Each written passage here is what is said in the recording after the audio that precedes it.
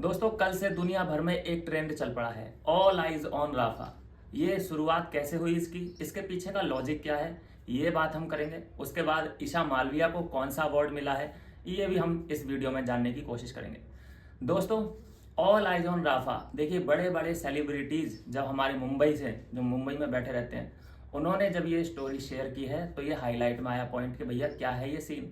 सब लोग गूगल पे सर्च करने लगे, all eyes on Rafah, all eyes on Rafah. उसका मतलब दोस्तों ये है कि राफा में सब अपनी नजर रखिए, वहां पे कुछ होने वाला है, गड़बड़ हो रही है। ठीक है, ये इसका मतलब है। तो दुनिया भर से अपील एक तरीके की जा रही है कि अपनी आईज ऑन रखिए और इस जगह पे नजर बना के रखिए। अब मैं आपसे एक सवाल पूछता हूं। मुझे पता है ज्यादातर लोग, मेरी जो फिलिस्तीन के समर्थन है, वो लोग मेरी वीडियो ज्यादा देखते हैं।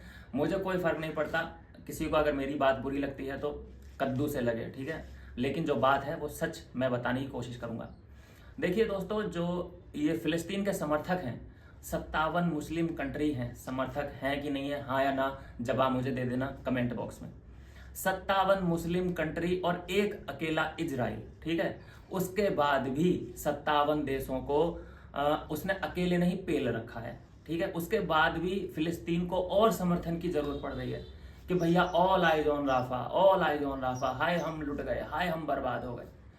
क्या है ये? एक कंट्री जो छोटी सी है मेरे हिसाब से, तो इसराइल इतना बड़ा नहीं है, मैंने देखा है मैप में, लेकिन 57 मुस्लिम कंट्री जिसमें Pakistan, Saudi Arabia, Turkey, Kazakhstan, Afghanistan, अरे कितनी है, आपको तो पता ही है, मुझसे ज्यादा तो मुझे लगता है आपको पता है कितने ही मुस्लिम कंट्री हैं। तो क्या कर क्या रहे हो भाई? एक देश को नहीं निपटा पा रहे, उसके बाद भी तुम्हें रोना पीटना, सोशल मीडिया पे ट्रेंड चलाना पड़ रहा है। देखिए, आप खुशनसीब हो अगर आप इंडिया के मुस्लिम हो तो, क्या आपको आटे की लाइन में नहीं लगना पड़ रहा है। आपके पूर्वजों ने एक अच्छा डिसीजन लिया था कि आप पाकिस्तान नहीं गए, पाकिस्तान नहीं जाने का फैसला किया, इंडिया में आ गए, नहीं तो आपको पता है ना कि क्या हाल होता। अच्छा, एक चीज मैं और क्लियर कर दूं दोस्तों कि यहाँ पे जितने भी समर्थन मिल रहा है फिलिस्तीन को, वो ये नहीं है कि फिलिस्तीन को समर्थन कर रहे हैं, देश को समर्थन कर रहे हैं, नहीं, देश को कोई समर्थन नहीं कर रहा। ये सब अपने मजहब को समर्थन कर रहे हैं।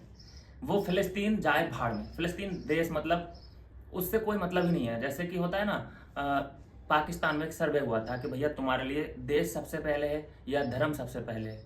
सबने वहां पे आंसर दिया कि भैया हमारे लिए धर्म पहले है। और यही बात मैं बोलता हूं, जो यहाँ पे इंडियन मुस्लिम है, वो लोगों से भी पूछा जाए कि आपके लिए मजहब पहले है या देश पहले है, तो वो सबसे पहले क्या बोलेंगे, हमें हमारा मजहब सबसे पहले है, देश जाए भाड़ में। तो यही कारण है कि फिलिस्तीन बर्बाद हो चुका है, वहां की सब इमारतें ढह चुकी हैं, लोग टेंट और तंबू में रहने के लिए मजबूर हैं, शरणार्थी बन के भाग जा रहे हैं, देश बर्बाद हो चुका है। मतलब मुस्लिम कंट्री पे इसने हमला कैसे कर दिया, एक ईगो हर्ट हो गया है। 57 देशों का तो हुआ है, लेकिन फिर भी कद्दू कुछ नहीं कर पा रहे।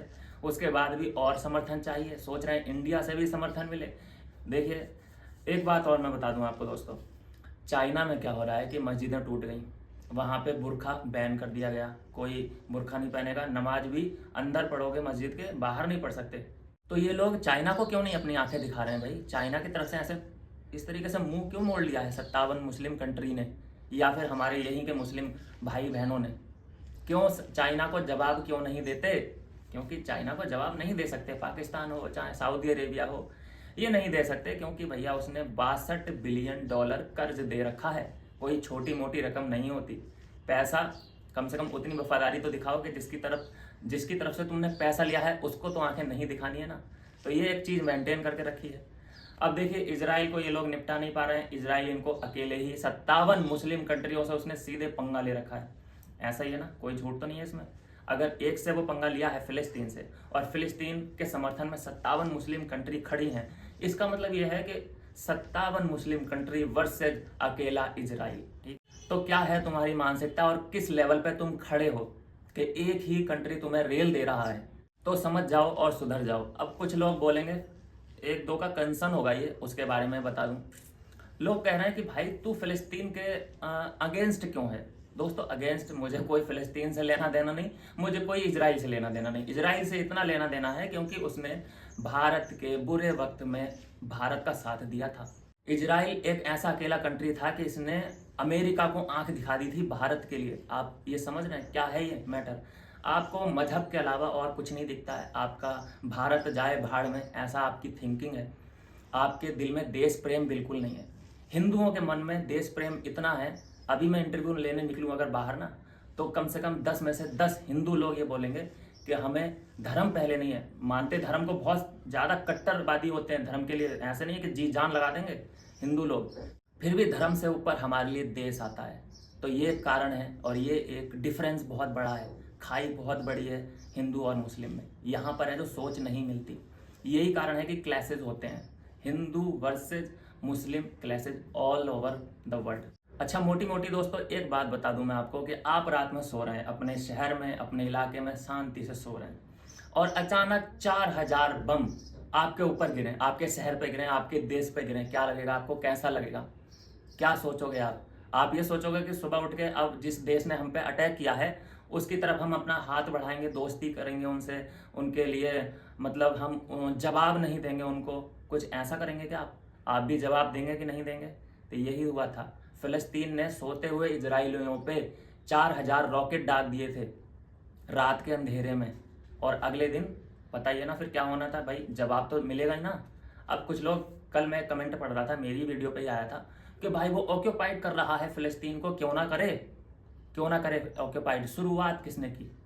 शुरुआत कैसे हुई? 4000 मिसाइलें इधर से दागी गई इसराइल पे, तो उसने अपने तरीके से शुरुआत की। अब हक बनता है इसराइल का कि वो अपने तरीके से ख़त्म करे, पूरा फिलिस्तीन को अपने कब्जे में ले लेना चाहिए मेरे हिसाब से तो।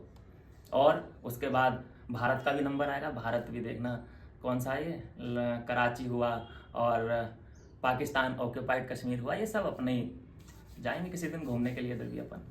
बॉलीवुड की कई सेलिब्रिटी हैं, नाम बताने की ज़रूरत नहीं है, जो हमेशा के लिए होती हैं, स्वरा भास्कर, दिया मिर्जा वगैरह वगैरह। तो ऑल आइज ऑन राफा, ठीक है, ये है पूरी स्टोरी जो मैंने आपको बता दी। अब आपका मूड है, आपका संस्कार है, आपके अपब्रिंगिंग है कि आप किसको, इतना समझने के बाद भी किसको आप सपोर्ट करते हैं, आपके ऊपर है। अब बात कर लेते हैं दोस्तों मेरे फेवरेट टॉपिक ईशा मालविया के बारे में। ईशा मालविया को कल एक अवार्ड मिला है, best entertainer of the year का अवार्ड। अब आप खुद इस बात का अंदाजा लगाइए, कसम से बोलना, जिस भी आप भगवान को मानते हैं, क्या ये अवार्ड ईशा के लिए बनता था? मुझे ये पेड अवार्ड लग रहा है। कोई किसी को अवार्ड नहीं मिला, सिर्फ ईशा मालविया को मिला है। इतने इन्फ्लुएंसर घूम रहे हैं जो इतना एंटरटेन करते हैं, तो ये देख लीजिए क्या हिपोक्रेसी चल रही है। और अवार्ड लेने के बाद भी देखो कोई भी भरोसा नहीं कर रहा है कि सच में इनकी मेहनत है यहाँ पे।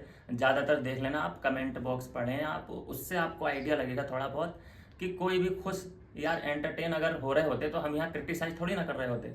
अगर ऐसा कोई उनकी तरफ से फ्लो आता एंटरटेन का, तो हम उनको यहाँ क्रिटिसिज्म थोड़ी ना दे रहे होते, हमारा दिमाग थोड़ी ना खराब है। हम भाई एंटरटेन नहीं हुए आपसे, अवार्ड मिल रहे हैं वहाँ फंक्शन, भाई कम से कम बिग बॉस से निकलने के बाद 10-15 अवार्ड अभी तक ईशा मालविया को मिल चुके हैं। भाई क्या चल रहा है, ये क्या होता है ना दोस्तों, ये प्रोजेक्ट जैसे कि उडारियाँ है या फिर एक और इनका कोई सीरियल आने वाला होगा, तो वो पहले ही इसकी हाइप बढ़ाते हैं कि भाई इसको अवार्ड दो, क्योंकि हम इसे अपने नाटक नौटंकी में लेने वाले हैं। इसको लोग जानेंगे, तो जब ये किसी भी सीरियल में काम करेगी तो इसकी ऑडियंस भी हमारे सीरियल को देखेगी। ये एक बहुत बड़ा कारण है अवार्ड देने का।